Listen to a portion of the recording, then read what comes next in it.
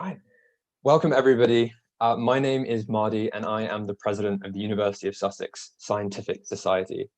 I am absolutely delighted to sit here and introduce tonight's speaker for this event, Professor Avi Loeb. Avi is a world-renowned theoretical physicist and astronomer, and is the Frank B. Baird Jr. Professor of Science at Harvard University. There, he also holds the position of director of the Black Hole Initiative, as well as the director for the Institute for Theory and Computation. He has the distinction of serving 3 full terms as chair of Harvard's astronomy department, making him the longest serving chair in history. He was a member of the US President's Council of Advisors on Science and Technology, and is the author of 5 books and over 800 papers. He's an elected fellow of the American Academy of Arts and Sciences, the American Physical Society, and the International Academy of Astronautics. And frankly, I could go on, but I'm not even halfway down my list, and I'm well aware that I'm not the one that you are here to see today. Just a quick word on format before I pass it over to Avi. Tonight's event will involve a talk by Avi, followed by a Q&A where I'll ask some questions that I prepared. But I hope to also ask some of your questions. So if you do have any questions, please put them in the chat box of the stream, and I'll do my best to get to them. Our discussion will focus primarily around Avi's recently published book, Extraterrestrial, First Sign of Intelligent Life Beyond Earth, which I just happen to have with me here.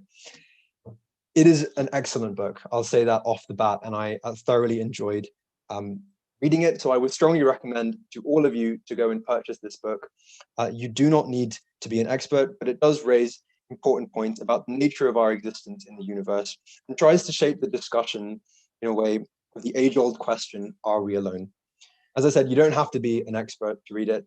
I certainly am not, but with that said, I will pass over to the expert. So Avi, the floor is yours.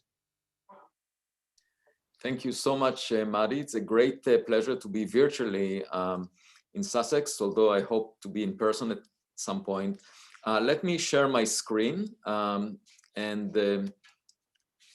speak for the next half an hour or so using the slide deck that you can see now, I hope. So what I will be describing is very briefly is the content of my book, the new book, Extraterrestrial. You see the American version on here, but which is slightly different than the British version. I like the British more, actually. If I had to summarize it in one sentence, I would say, when you are not ready to find exceptional things, you will never discover them. And this was the motto of a Scientific American article that I wrote a few months ago. What you see on the left is a photograph of a photo being posted on a wall in Berlin in October 2020 by the German photographer Herlinde Quilbel. I just received an email from her this morning. She read my book and was very pleased.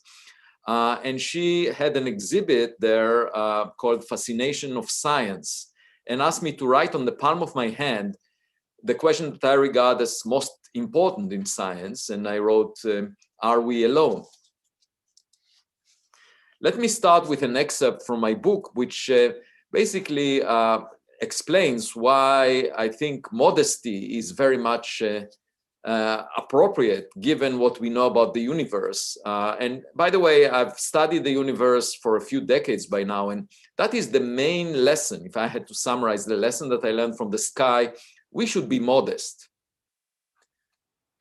My father, David, was laid to rest in the same red soil in which he planted trees all his life, in the vicinity of those plantations that he watered routinely, near the house that he built with his rugged hands and that I grew up in, surrounded by the people he loved and who loved him in return, under the blue sky that I study as an astronomer.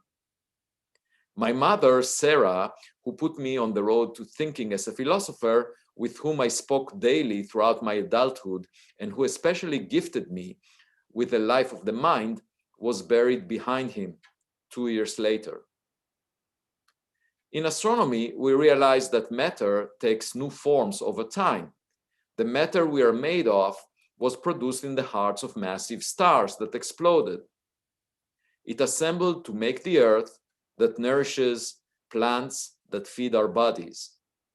What are we then, if not just fleeting shapes taken by a few specks of material for a brief moment in cosmic history on the surface of one planet out of so many?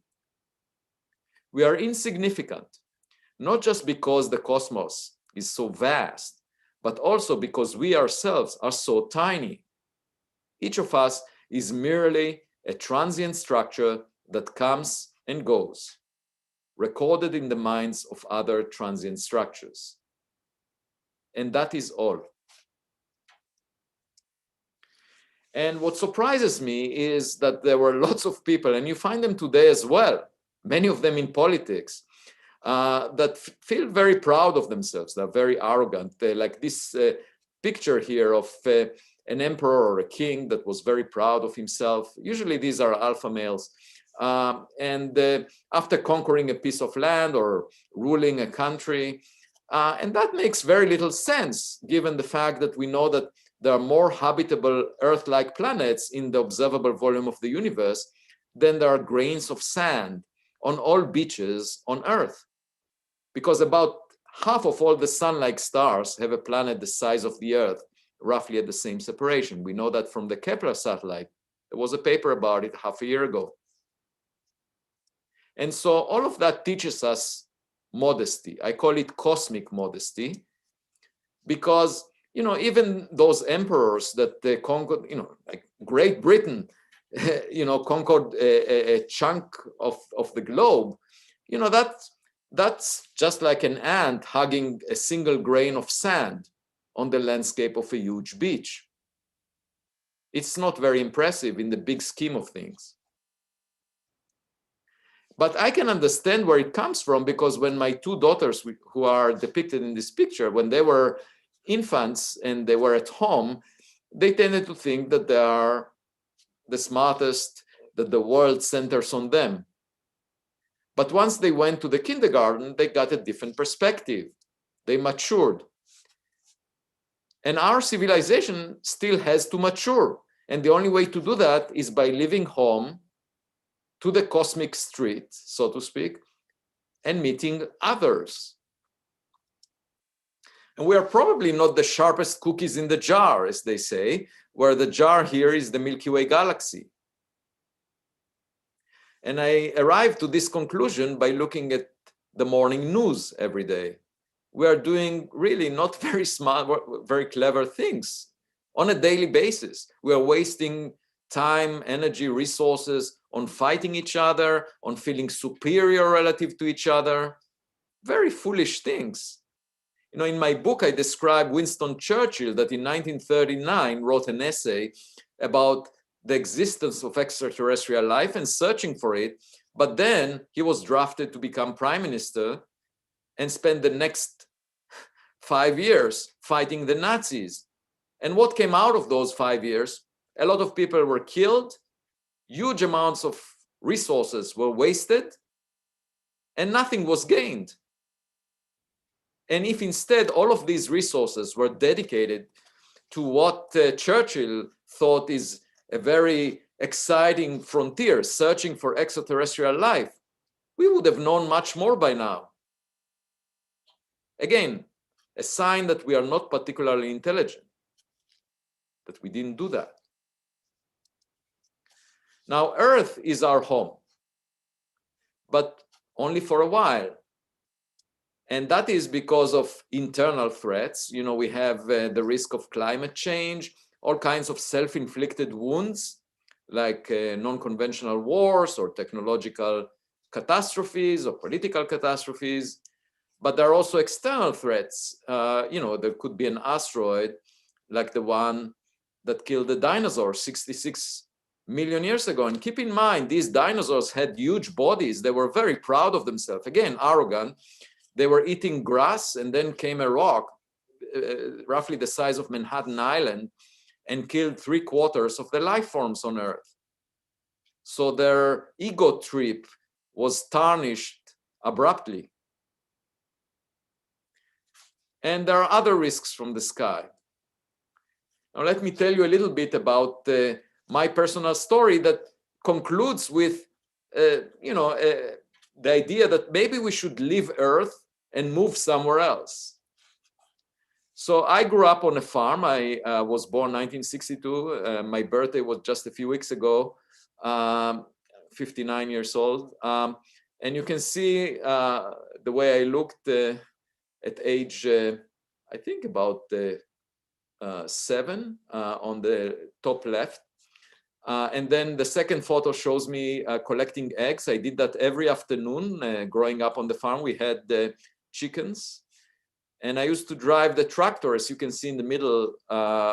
That's with my sister shown here. But I used to drive it on my own to the hills of the village every weekend and read philosophy books. That was really my passion, thinking about the biggest questions about our existence, so to speak. And then, to put a long story short, I ended up at Harvard. And circumstances forced me to work on physics, astrophysics, although I really wanted to do philosophy. But I then realized that I'm actually, even though it was an arranged marriage by circumstances, I'm actually married to my true love, because astrophysics does provide us with fundamental questions that used to be in the realm of philosophy that we can address with scientific tools. What you see on the top right is my family. I'm blessed to be surrounded by 3 women, my wife and 2 daughters. And then at the bottom left here, in May 2015, a black limousine parked in front of the Center for Astrophysics at Harvard.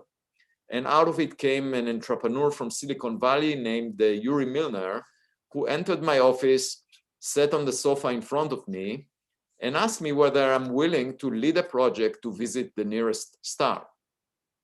So that connects to our previous slide. And I immediately said yes, but he added that he wants the visit to be within our lifetime, meaning within a couple of decades. Both Yuri and I are the same age.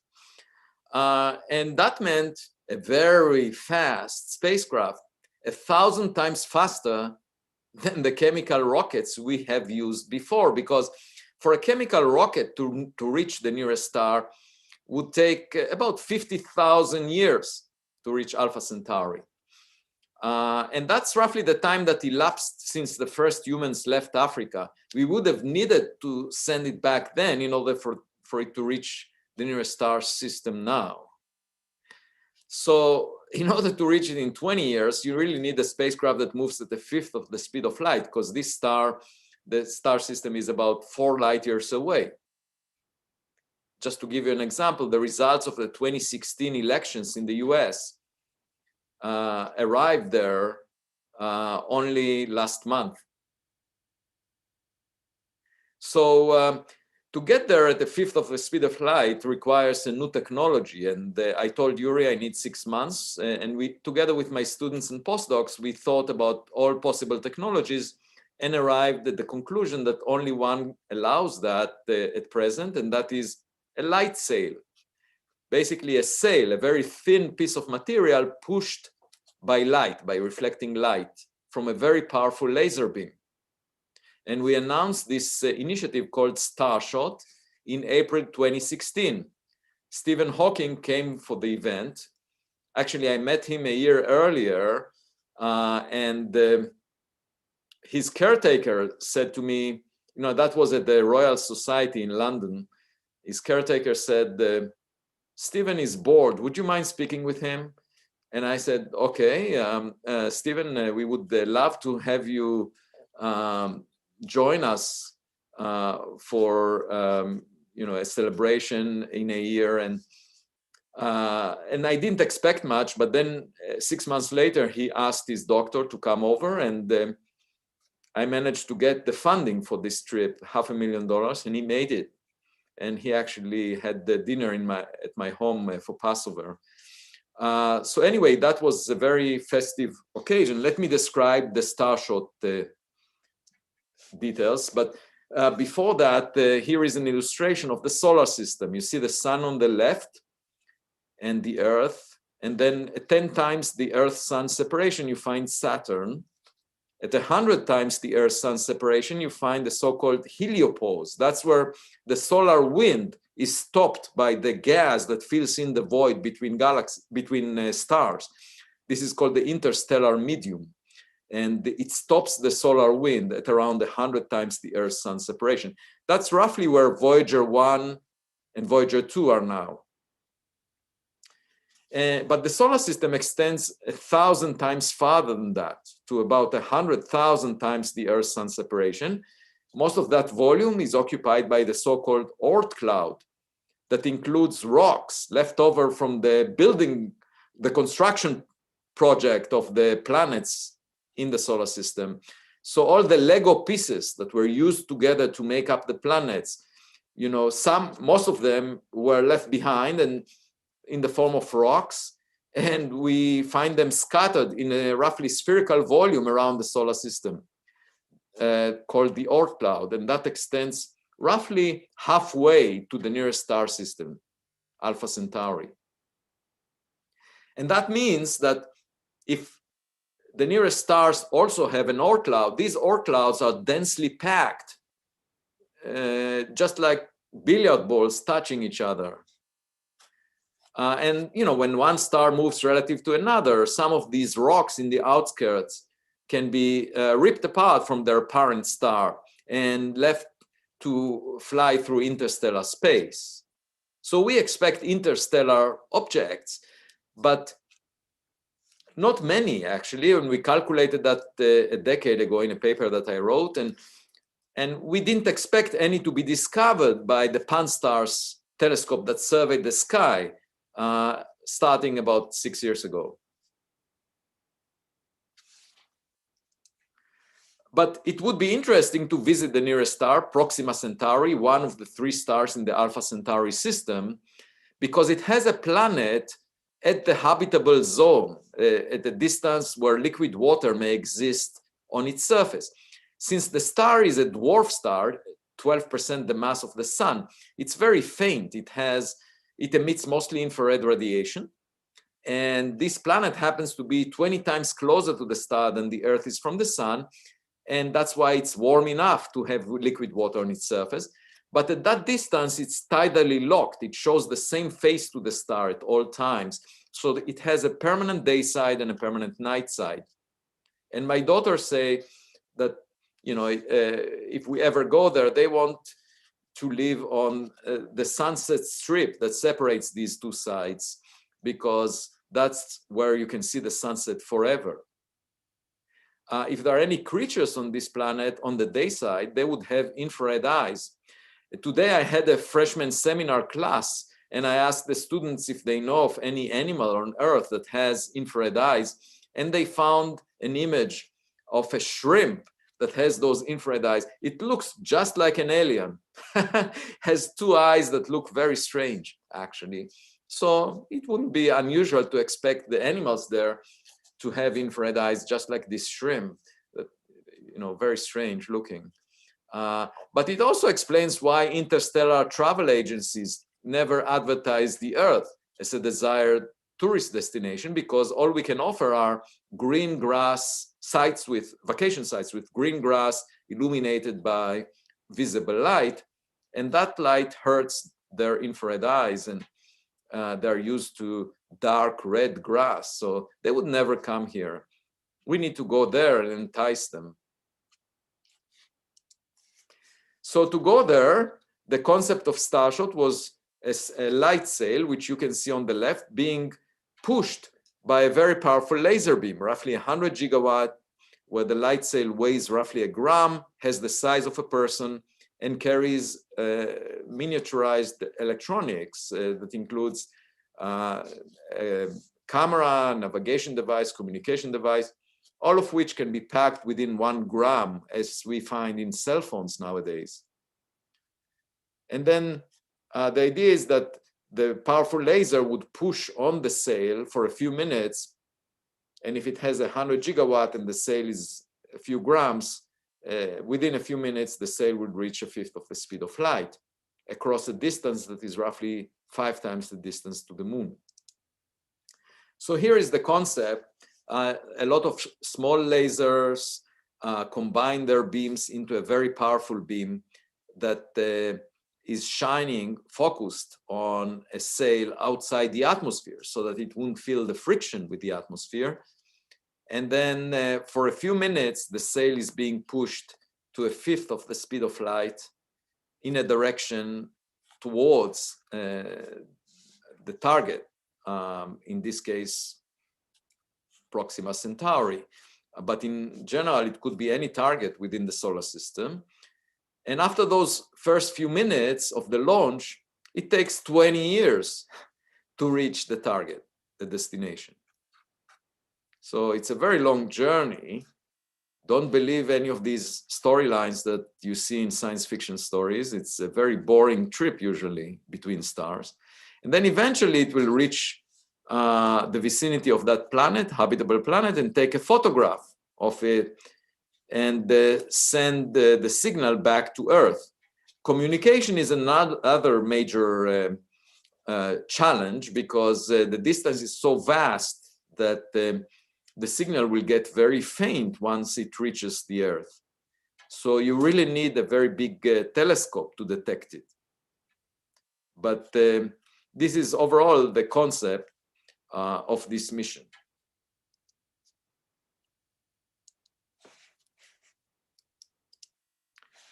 So really the fundamental question is not so much whether there is life on that planet, the primitive life, but are we really the smartest kid on the block, you know, the intelligent life? And, you know, there is no reason to expect us to be the smartest, because when you open recipe books for cakes, you often find that out of the same ingredients, you get very different cakes, depending on how you mix the ingredients. And there was no reason why the Earth mixed the initial soup of chemicals in the best way to get the most intelligent outcome. So without a prejudice, let's be open-minded and just search. You know, that's the best approach. A lot of people have opinions on this, but I think we should be agnostic. And we can start the search in our backyard. And it turns out that the first object to have been found from outside the solar system was discovered on October 19, 2017 by the Pan-STARRS telescope on the summit of Haleakala in Maui, Hawaii. And you can see it circled in blue here. It's a point source. We couldn't resolve it. We couldn't get an image of it. But actually in the future, we would, you know, it would be beneficial to get a picture of such an object. As I will explain, it's very desirable because, you know, a picture is worth 1,000 words. In my case, a picture is worth 66,000 words, the number of words in my book. What you see in the background are stars. These are, I mean, they appear as a series of dots because they move relative to this object. And it was given the name Oumuamua, a scout in the Hawaiian language. And this is the orbit on the sky. It actually started in a place called the solar apex, which happens to be the direction that the sun is moving towards in the so-called local standard of rest. That is the frame of reference that you get to when you average over the random motions of all the stars in the vicinity of the sun. And it so happens that Oumuamua was at rest in that frame. That was another very weird property, that it started at rest, while only 1 in 500 stars are at rest, as much as Oumuamua was in that frame. So it certainly did not share the motion of any nearby star. And then the sun bumped into it, just like a giant ship bumping into a buoy that is at rest on the surface of the ocean. And this is a depiction of the brightness of the object as it was tumbling. The brightness changed by a factor of 10, which meant that it has a very extreme geometry. It's at least 10 times longer than it is wide, projected on the sky. And the best fit to these variations was that of a pancake-shaped, flat object. And we discovered it on October 19th, which is at the left here of this trajectory, whereas in July of that year, it was approaching us. It so happened that I visited the summit of Haleakala in July, but we didn't know about it back then. So this object, Oumuamua, was weird in several ways. Well, first of all, we didn't expect it to be detected. Roughly the size of a football field. And then it started at the local standard of rest. Its brightness changed by a factor of 10, much more than the typical asteroids that we see. Which usually vary by a factor of a few at most. And the best fit to the light curve was pancake-shaped, flat object. There was no heat detected from it, meaning that it's smaller than a few hundred feet or 200 meters, roughly the size of a football field. And most unusually, I mean, it deviated from an orbit shaped just by the sun's gravity. So there was an excess push of it away from the sun by a force that declined inversely with distance squared. And the force was smooth. But there was no cometary tail. There was no gas coming off it that could give it that push through the rocket effect. And the Spitzer Space Telescope looked very carefully around it, couldn't detect anything. To get that push, you needed 10% of the mass of the object to get evaporated. And that's a lot. We would see such a cometary tail.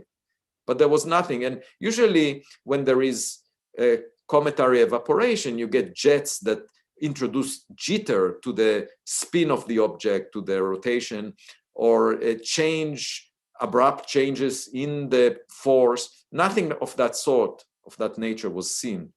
So all of this was consistent with simply reflection of sunlight, giving it the excess push. And in order for that to be effective, this object needed to be thin, sort of like a sail, a light sail. But nature doesn't make light sails. And that's why in a scientific paper that I published in 2018, I suggested maybe it is artificial in origin. Now, there were several other proposals that were put in the subsequent years for explaining it through a natural origin. But all of them required something that we've never seen before. And my point is simple. If it's something that we've never seen before, why not keep the artificial possibility on the table? But my colleagues resist that notion. Now, what were the suggestions? Well, maybe it's a very porous object that has a mean density that is 100 times smaller than that of air, made of dust particles. So sort of like a cloud of dust, 100 times less dense than air on average, and being pushed by reflecting sunlight. The problem with that is as it gets close to the sun, it will get heated by hundreds of degrees, and it wouldn't have the material strength to withstand that heating and maintain its integrity. There was another suggestion. Maybe it is a fragment from the tidal disruption of a bigger object, but those fragments are usually elongated, cigar-shaped, and not pancake-shaped, flat. Then there was a suggestion, maybe it's made of hydrogen. It's a chunk of frozen hydrogen, and then we can't see the cometary tail because hydrogen is transparent. And the problem with that is that hydrogen would get evaporated very quickly along the journey. We wrote a paper about that. So altogether, Oumuamua was really weird. And this is an excerpt from one of the early reviews of my book that I didn't really understand until my daughters explained a couple of words here for me. And one simple interpretation is that it's just like a plastic bottle on the beach. Most of the time you find rocks or seashells that are naturally produced, but every now and then you find a plastic bottle that indicates a civilization is out there. There was another object found just a few months ago in September 2020. It was given the astronomical name 2020 SO. And it also exhibited an excess push away from the sun without a cometary tail.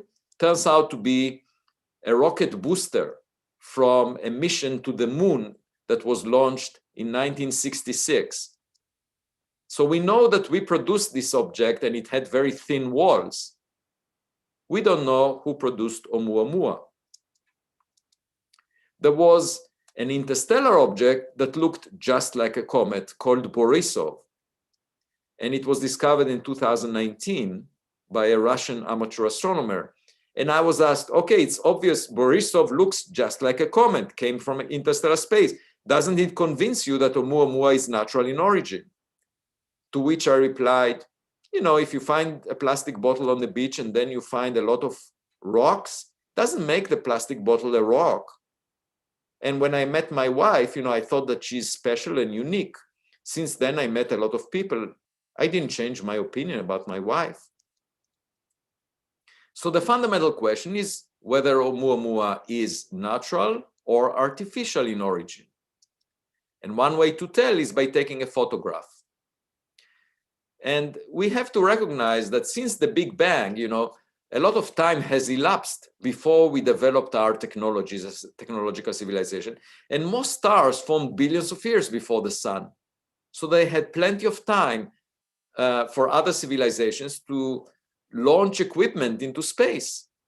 And of course, depending on the type of star, you know, the distance of the habitable zone changes, but there were lots of stars that could have developed civilizations, and we could search for technological signatures of them, like, for example, industrial pollution or artificial lights or technological relics, and I call that space archaeology.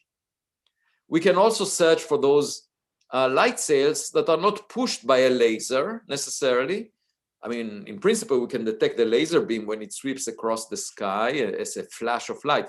But you could imagine parking a lot of sails next to an exploding star, a star that is about to explode, a massive star. And then if you park them at 100 times the Earth-Sun separation or 1,000 times the Earth-Sun separation, those sails would reach the speed of light when the flash of light comes from the exploding star, from the supernova. It's sort of like those surfers on the beaches of Hawaii waiting for a giant wave. Instead, here, these sails would be waiting for a flash of light and surf on it. Fermi's paradox asks, where is everybody? And frankly, I think it's presumptuous of us to ask that, because we are not special or unique. I think there were lots of other civilizations like us before. And why would anyone pay attention to us? We are just like ants on a sidewalk. And the best thing we can do is search for signatures of the technologies that they developed. And I call that space archaeology. And my hope is that by finding relics of civilizations that perished as a result of a climate change or wars, we will learn first about their technologies, but second, we will learn how to get our act together and avoid a similar future. Thank you.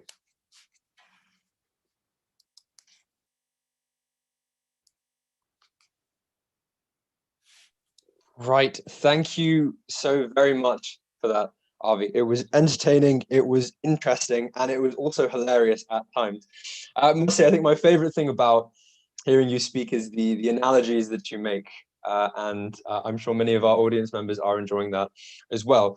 I'll start by saying happy belated birthday to you.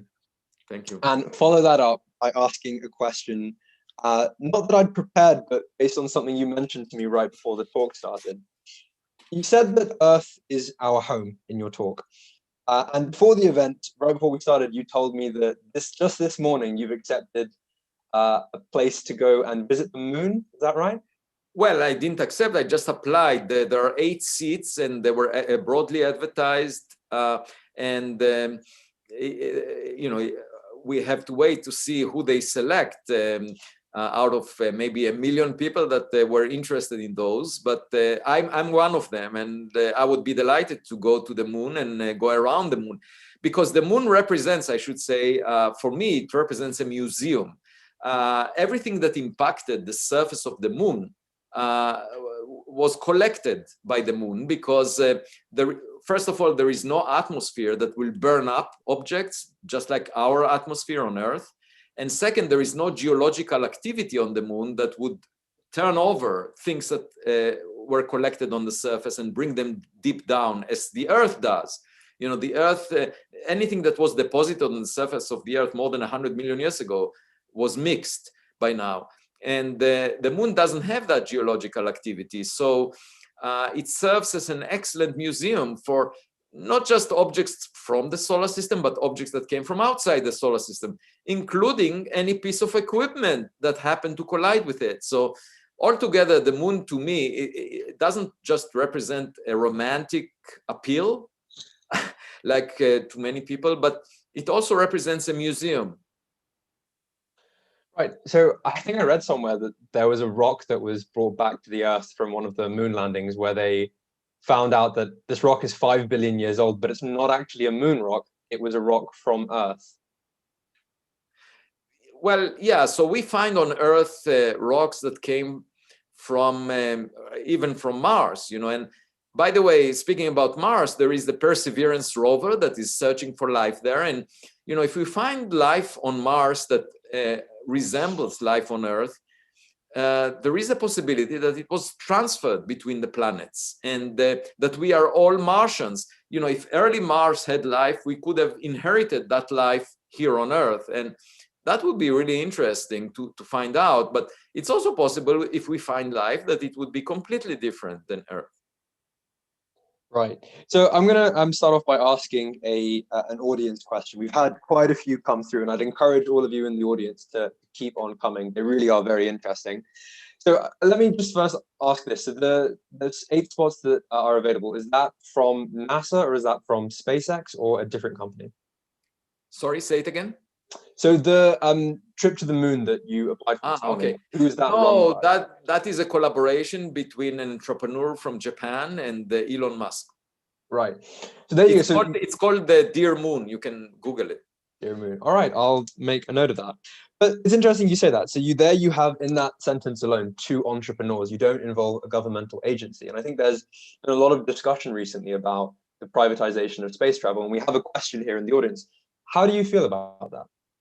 Oh, I do feel that the private sector has a lot of innovation these days and open-mindedness for exploring space. But you have to understand that it's doing it not for the benefit of our knowledge, like scientific research is done in academia, but it's doing it with an eye on the potential profit. That's the business world, you know, perspective. And what I find disturbing is that the business world is more innovative than either academia or federal agencies. You know, that's a warning sign, because you know, we should have more innovation taking place on campuses and funded by federal grants than we find in the commercial. That used to be the case in the old days, you know. And the reason we should expect that is because the pursuit of knowledge should be without any practical benefits. You know, you are not looking for a profit, and you're doing, you know, blue sky research. And, you know, what could be more bluer than, you know, thinking about the sky? And so I really hope that in the future we will find more innovation and risk-taking in academia. And, you know, that's one of the concerns that I have mentioned in my book, the fact that a lot of the academic culture is about gaining honors and awards. And you would expect the tenure system that exists in the US, for example, to allow people to innovate without worrying about the implications for their job prospects. And apologies for interrupting you, but could you just explain for the members of our audience what the tenure system is? Yes. So the tenure system basically is a system that provides professors in universities with job security for life. They can, you know, maintain their jobs. It's supposed to provide them with academic freedom to pursue any subject that could be risky without worrying about the implications for their job. And, you know, it was constructed such that, you know, there would be no implications for political views that do not conform with the popular view, or for, you know, in scientific research, for avenues or paths that are not popular at the time, that to allow innovation. And So in order to get to a tenured appointment, you have to work hard for at least, typically 5 to 7 years as a professor before there is a committee that decides to provide you with a tenure status, and that is based on, soliciting views of experts in the field. And so it's not an easy path to get there. And it takes, for most scientists, it takes at least a decade from the time they finish their PhD. But that was the intention. And unfortunately, what happens is that once people get tenure, they're supposed to feel free, but instead they worry about getting grants and honors and awards and belonging to honor societies. And as a result, they try to satisfy the wishes of selection committees to these honors and grants. And as a result, they don't innovate as much because they worry about their image. So they build their echo chambers that repeat their mantras and amplify their voice, and not take as much risks, because risks bring in the possibility of, that you might be wrong. And unfortunately, that suppresses innovation. And the reward system as of now is mostly rewarding, traditional thinking and what we already know, rather than rewarding people that take risks and innovate. And that's unfortunate. I think there should always be a fraction of the funds allocated to risky propositions. It just seems so antithetical though, right? And we talked about this before, like there's an ideological inconsistency that go throughout history. You look at Galileo, you look at Da Vinci, you look at Oppenheimer, you look at people pushing boundaries beyond what's considered acceptable within the realm of scientific research. And yet in an age where scientific discovery is better than it ever has been in history, strange to think that something that is interesting to us, or has perhaps more likelihood of being observable than something like, say, string theory, the tenets of that. Why not? Why not? Well, so this is the paradox, because as part of the mainstream right now, you have people, hundreds of physicists, theoretical physicists, working on concepts that have no direct experimental verification and will not have such in the coming decades. And they don't feel the need to compare their ideas to evidence, because it's a very comfortable situation to be in, where you cannot be proven wrong if there are no experimental tests of your ideas. And it's allowed as part of the mainstream. So people do mathematical gymnastics. And the only way I can understand it is because it provides a sandbox for people to demonstrate that they are smart, which is all you need in order to get a job or get an award these days. And unfortunately, that's not the goal of physics. Physics is supposed to understand nature. We're supposed to have a dialogue with nature where we listen to nature through experiments and get educated about things that we haven't expected. And that brings in the risk that, you have to put skin in the game, just like kids. Kids get bruised very often because they literally put skin in the game. So we have to put skin, we have to make predictions as scientists that are tested by experiments, and then we might be wrong on occasion. Einstein was wrong 3 times in the last decade of his career. He argued that black holes don't exist, gravitational waves don't exist, quantum mechanics doesn't have spooky action at a distance, and all 3 were proven wrong by experiments that took place later. But that's part of doing science at the frontier, and it should be acceptable, and it should be encouraged and rewarded.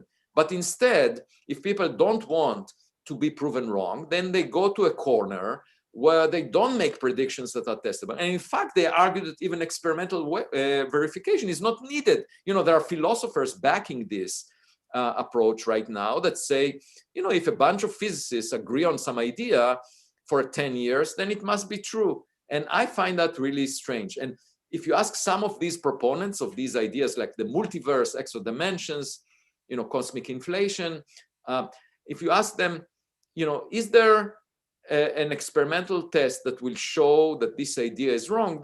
Some of them would tell you no, because the theory must be right, and it is flexible enough to accommodate any experimental data.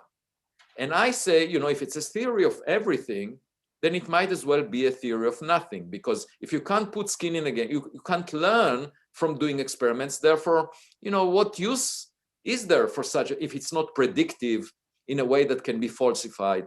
We can't really learn from this theory anything, because everything is possible. And so, there is this culture right now which is prevailing. It's not, this is not at the sidelines. It's actually at mainstream of theoretical physics. And I find that strange, given the resistance to an idea that the public cares a lot about, that has a huge influence on society, like the search for technological signatures. That is pushed to the sidelines. That is called speculative. That is called an extraordinary claim. I don't see that an extraordinary claim because, as I said, billions of other planets resemble the Earth. So if you repeat the same circumstances, why wouldn't you get similar outcomes? And that, to me, is a commonsensical view. It should be mainstream that we should search for these things. And instead, they're funded 1,000 times less than the search for dark matter, the search for gravitational waves, which are even more practical than string theory. These are things that are being done right now, and $1 billion is invested in each of these directions. And for example, the dark matter was not found yet. And practically, if you find the dark matter to be axions or weakly interacting massive particles, that will have zero impact on our daily lives. However, if we recognize that Oumuamua was a technological relic, it would have a huge impact on society. So how can we ignore that question? That's what in my book, I describe as Oumuamua's wager. The significance of finding it would be so huge that we cannot ignore that possibility. Let me ask you for a prediction then. We've got a question from Karina, who's asked, what material is the solar sail made of? We don't know, but in principle, we can find out if we get more data on a future object that looks like Oumuamua. So if we do very detailed spectroscopy, high resolution spectroscopy of the reflected light from the surface, we can learn something about the composition of the surface. If we take a photograph, close-up photograph, as I'm suggesting, first of all, it would clarify whether the object is natural or not, or artificial. And second, it would perhaps tell us something about the material composition. And of course, if it looks really interesting, we can design a mission that will land on it and examine it, and we may be able, if it's artificial, we may be able to read off the label saying made on planet X. And we might also, in principle, import that technology to Earth. And, there are lots of opportunities if we were to land on an artificial object that is a piece of equipment from a technology that, is 1 million years more advanced than what we have right now. I'm going to flip that question on its head in just a second, but there's an interesting question here from Ben about do we or should we take a conservative approach to search for or contact extraterrestrial life? Could you expand on a little bit of what you mean by that, Ben, and then I'll ask that question. But taking your answer, talking about interpreting information or interpreting the barcode or the label on a particular piece of technology that we uncover, we've got a few questions here from Creed about Voyager. And there's two here, feel free to answer either, but one of them is that you think there are other civilizations trying to communicate with each other in a similar way that we've done with Voyager, number one. And number two, if a different civilization were to find Voyager, how would they use it? And what guarantee could be made that the information that's found could be read or interpreted in the way that we intend it to be? Well, these are excellent questions.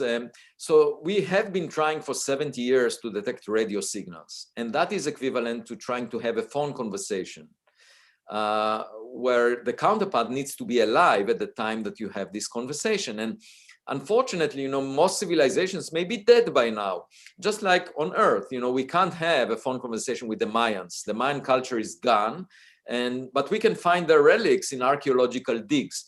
And that's why I think that this approach of looking for relics is much more promising, doing space archaeology, much more promising than looking for signals. But of course, we could potentially detect signals from other civilizations. By the way, when you enter a room full of strangers, you better stay quiet and listen before speaking out, because you never know whether there are predators out there. And unfortunately, we have been speaking loudly. We've been sending radio signals for more than a century, and if there is a civilization out there that has radio telescopes similar to what we possess, they may know about us out to 100 light years. But if they use chemical rockets to traverse 100 light years, it would take them 1,000,000 years to reach us. So we still have some time to rest and not worry so much about them, but they might get here at some point. It is a good one from Kaya, I think it is, and that's, if you could communicate with an extraterrestrial being, what's the one thing that you would want to ask them or tell them? Well, the one thing is, what is the meaning of life? We are born into this world like actors put on a stage without a script. And the first thing for me to ask is, are there other actors on this stage? That's all I'm saying. Let's check if there are other kids on our block and if they're smarter than we are. That's all. Why maintain the opinion that this is an extraordinary claim that there are other actors out there, when we know that the conditions on Earth are replicated in billions of other planets around the Milky Way galaxy? So that's the first thing, to find other actors. And then if we find them, maybe they can shed a little light on the play that we are engaged in. By the way, just so that to keep yourself modest, keep in mind that we live for up to 100 years typically, right? Each of us, and that's one part in 100 million of the age of the universe. So, this play has been going on for a long time and will go on for a long time beyond our lifetime. We are here for just a short brief of moment, and so the one thing I would like to know is, what is this play about? What's the meaning of life? Is there meaning to life? But I'm worried that if we ask them, and they had millions or billions of years to think about it, there will be silence because they haven't figured it out either. Interesting to hear that. We had a talk on the Scientific Society a few weeks ago by a prominent anti-aging researcher who argued that soon enough we might be living much longer. So do have a look at that, audience. Well, by the way, that will pose a problem with the tenure system if you don't want that. Right. I'm just conscious of time, so I'll ask one more audience question and then I'll finish off with a few quick fire questions of my own. So let's go with this question by Christian, which is, I think it's a bit technical, but I'm quite interested to hear it. So how many G's would the acceleration of the light sail have to be? And wouldn't that destroy any equipment that it carries? That's an excellent question. So it will be about 100,000 G. By the way, just an interesting tidbit. If you imagine humans ever being on, boarding a light sail vehicle, and you don't want it to accelerate by more than 1 G because the human body is used to it on the surface of the Earth, then if you accelerate at 1 G for 1 year, you end up at the speed of light. So it would feel just like being on Earth. But imagine boarding a spacecraft that accelerates at 1 G for 1 year. You could reach the speed of light then. But in order to accelerate this light sail I was talking about to a fifth of the speed of light over a few minutes, you need about 100,000 G. And it turns out that electronics can sustain that. We looked into that, and there are, for example, there are military devices that accelerate at that level, and on projectiles, and they have electronics that can withstand that. So that the acceleration is stretching a little bit, the limits of what we are used to, but not for the electronics. You can do it. Yeah.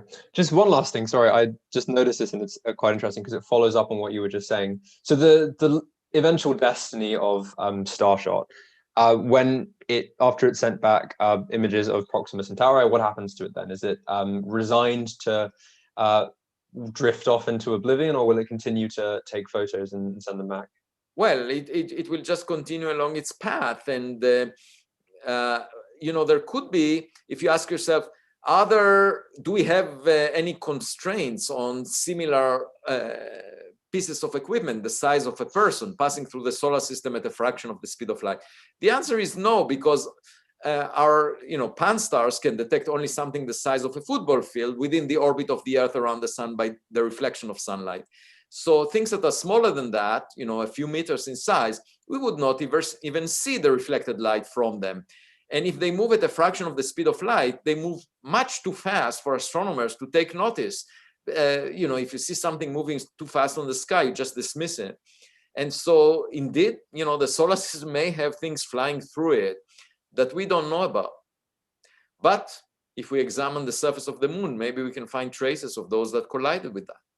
Maybe, but while I have so many more questions I could ask, I am just going to jump over to the quick fire round. So this round is just a very informal and casual way to end the event with a series of 5 or 6 very short questions. Answers can be as short or as long as you want, but we generally suggest about 15 seconds. Okay. And so the first question is, do you watch sci-fi movies? And if so, which is your favorite? No, I don't like sci-fi movies, but my favorites are, because I like science and I like fiction separately. The favorite are Arrival, Gravity, and The Martians. What's your favorite film in general? High quality, intelligent films that touch on the human existence, and I sometimes cry when I watch some of those excellent films. Right. I think they released the list of Oscar-nominated films this morning, so perhaps there are some there for you to check out. What is your go-to pandemic activity in lockdown? Since the pandemic started about a year ago, I started jogging every morning at 5 a.m. in the company of birds, ducks, and rabbits, with nobody around. And I should say the sunrise is different every day. It's quite amazing. And I jog whether it rains or snows, it doesn't really matter. I do it. And actually, one time I fell on my face on a rock because it was slippery. I had blood all over my face. I had to go to the hospital. But the following, I came back from the hospital at midnight. And the following morning, I jogged again at 5 a.m. with bandages over my face. Right. All right. Brilliant. If you could magically, through some miraculous, universal, sentient being of knowledge, uncover one thing, make one discovery, what discovery would you want to know the answer to? Well, what was there before the Big Bang, and what is at the center of black holes? I mean, the answer to both may be related. That's very interesting. What one scientist in history would you want to meet? Galileo. Galileo. Okay. He was put in house arrest. I'm also in house arrest right now, but because of the pandemic, not because of Right. What is the best piece of advice you've ever been given or would give to a student?